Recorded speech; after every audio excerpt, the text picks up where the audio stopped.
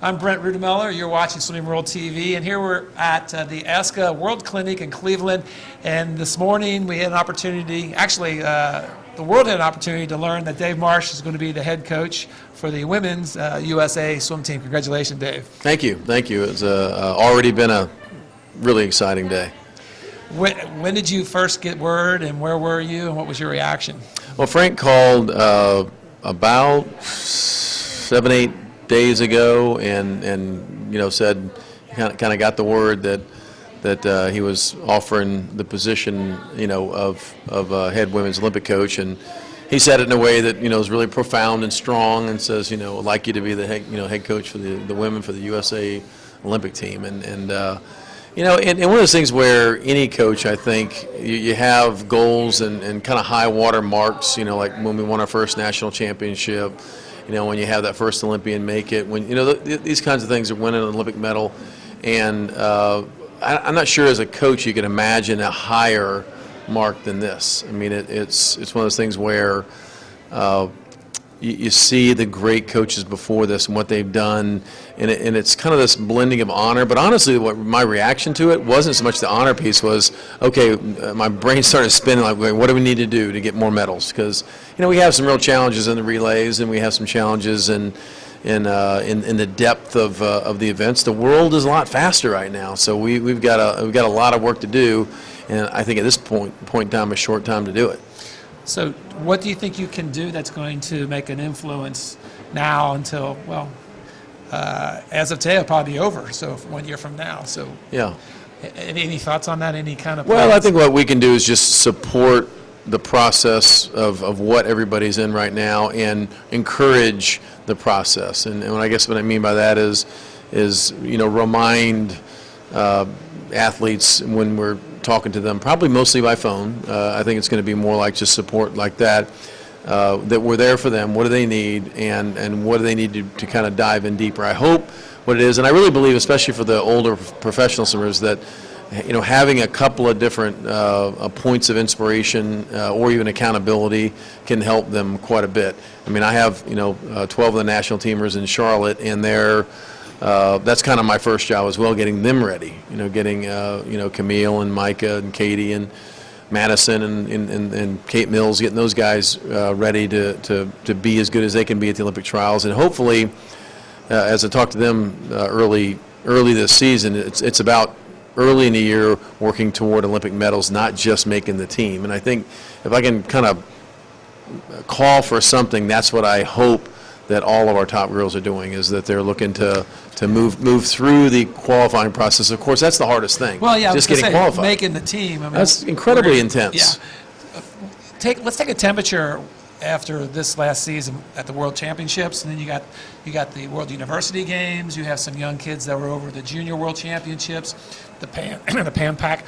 What was your overall assessment of the depth of USA swimming as compared to just looking only at the World Championships? Well, I think we have very good depth. If you look at the top 10 to 15 in the world, we're very strong there. But unfortunately, 1 year out of the Olympics, statistics would say about the top 5 or 6 are the ones that are probably going to get the medals. Now, you always hope for Kayla Ledecky, that came on so strong, the year before the Olympics, and then during the camp you saw her get better all the time, ended up winning the gold medal in a giant upset.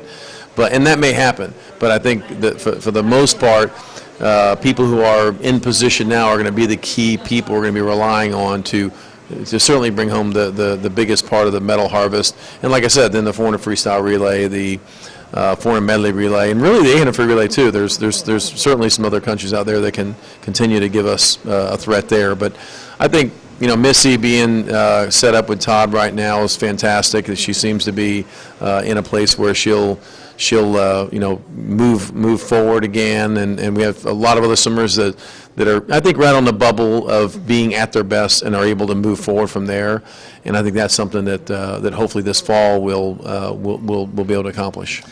Are there anybody out there, any young females out there that you see that you think are on the bubble that you could encourage? I know that there's broad, but what would you say to those who you think are just on that point of breaking out? Well, I think Katie McLaughlin would be one of them, and certainly watching her at the camp of the World Championships, I don't think she can be in better hands than Terry McKeever right now. She's coming off of working really well with Bill Rose all these years, will for sure have a really big background going into Berkeley, and during the course of this year, she looks like one of those people between the 200 freestyle and 200 butterfly that could make a whole nother step next year. Her teammate at Cal, one of our Mackers, is Kathleen Baker. Same way with Kathleen. Kathleen was really looking forward to getting out to Cal and being close with Katie. I could see those two playing off each other, especially with the attention they're going to get from Terry and the Cal program, making a significant stride forward this year. What about the coaches out there? What advice would you give to the coaches on two levels? One, on their aspirations to remain in the sport and coach and persevere and endure, as you have done through the years and with great success, and also those coaches who have this great talent that they have to be responsible for over the next 12 months. So well, my long-term advice for people who doing this for a career is really not what you're saying. I'm not sure I would really encourage people to kind of hang in there and fight through. It's like if you find yourself 2-3 years in and you're fighting to be motivated to coach, you might want to go get another profession. Good point. And but coaching is a profession of love, and you have to be passionate about what you're doing. You have to want to help these people, and swimming is just a vehicle you use to help the people.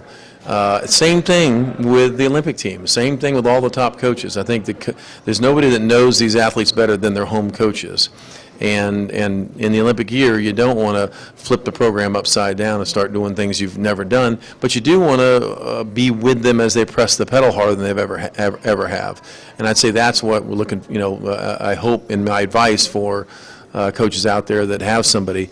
I will say, like I said, earlier in this, that if you have an athlete that's a little bit off right now, it looks like they probably are an outlier, a significant outlier, maybe 20, 25 in the world, or somebody that's really coming on really strong. I mean, it's not a bad year to take a little risk. Do a little bit more volume. Spend a little bit more time on outside. Things like Pilates or some athletic development piece to add into the mix of what you've been doing, and see if that can help the athlete catch fire, because there's always those breakout swimmers, and we just want to have those breakout swimmers also break out all the way through the Olympics and continue to prevail there. Just about 3 more questions. One, when you look on the world stage, what countries do you think right now are really doing it and really coming on strong? We saw a lot at the World Championships, but... Well, the interesting thing with the women is it's not one country. I mean, some would say because of the Campbell sisters, but they have some, they have some holes in their lineup as well. Which is Australia. Certainly Seabaum looks like she's doing really well in backstroke, but I think I'm impressed with Denmark. I mean, I think they've, for how small a country they have, they have 4 different female athletes that have the potential to medal, and oh, by the way, they're in flyback, breast, and free. So guess what? They have a pretty good medley relay. And they just didn't medal over there. Netherlands is always a significant threat. I think they're a country that is very professional how they go about things. You can really count on the Dutch athletes coming through in the big venues. I don't know if there'll be some Chinese surprises. I mean, it seems like every Olympics there's some people we never heard of that pop out and jump onto the whole nother stage that we weren't ready for. And I hope there aren't too many of those. And if there are, I hope they've done the good healthy work to get them there. You and Bob Bowman. Bob is the head coach of the men's. Once coached together at Las Vegas. What's it like to go back and look at that club environment and see where you two are today? And how special is it to be working with Bob? The Las Vegas Gold back in the day was probably one of the most unique projects that swimming's ever had. Dick Carson had a vision. I think he wanted to be, he was mostly a great parent. He wanted his kids to have swimming, so he started his own swim club and hired Rowdy Gaines. Rowdy's there for a while, got the membership up, and then Rowdy called me and said, "Come out here and take take this job."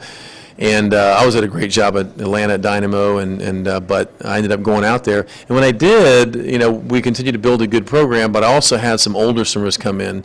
If you remember, Dick flashed $100,000 and said, if you break a world record while you're a member of Las Vegas Gold, you get $100,000. And back then, it still is, that's kind of crazy money.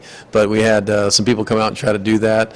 Mel Stewart ended up coming out, I think, a lot because of that, but also to give it a try with me, and he went on to break the American record eventually, won the World Championships and the Olympics.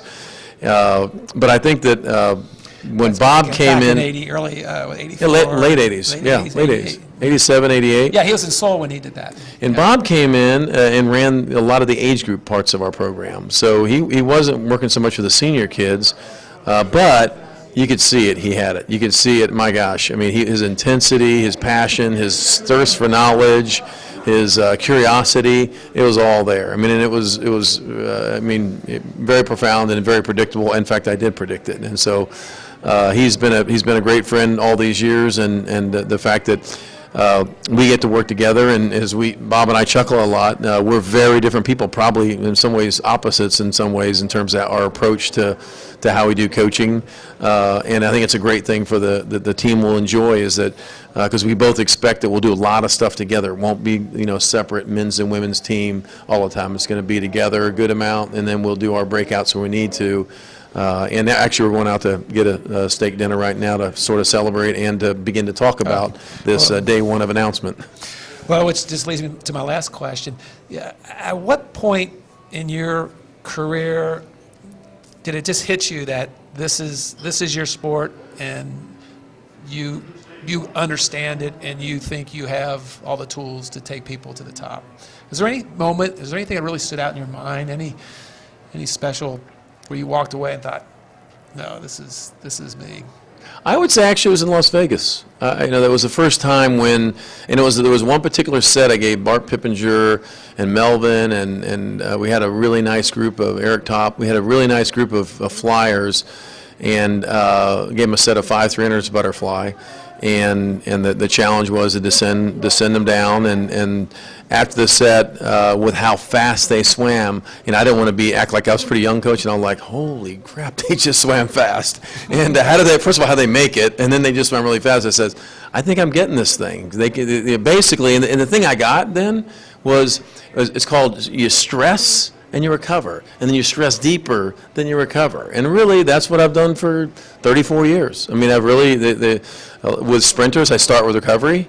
With middle distance, I start with stress. And then we stress and recover. And then what that looks like could be anything on probably any given day. As we move through a season, there's certain things we want to accomplish, but we try to keep it interesting, and the method of coaching that I use, and try to, especially with the pros, I think it helps a lot, because they tend to get bored with the same old, but they've got to go in deep in the training, or it just doesn't work. And I think that's a message to all the young swimmers out there, is to learn how to go deeper into the work that they're given.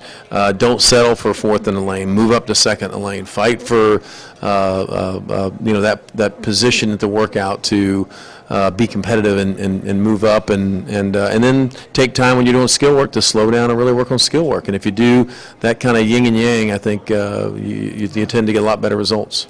Well, great advice, Coach. Well, congratulations once again. Thank you. It's great being with you. And good luck, United States. Thank you. We'll get it going. Okay.